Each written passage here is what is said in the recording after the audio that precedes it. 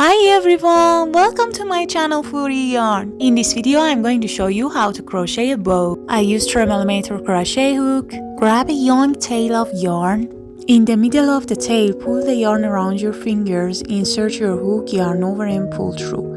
This is called a slip knot.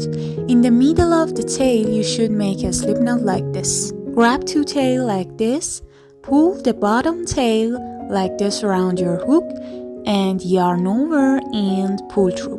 Again, pull the tail, yarn over and pull through. I make about 80 of this. You can make as much as you want.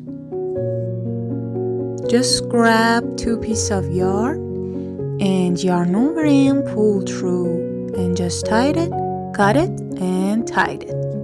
I show you how to tie it to make our bow. Pull that like this and like this and connect like this and just tie it. And you can shape it with your hand and grab your needle, and I show you how to fasten off. Don't forget to like this video, and if you have any question, ask me in comments, and please subscribe and hit the bell. Thanks for watching. See you next time.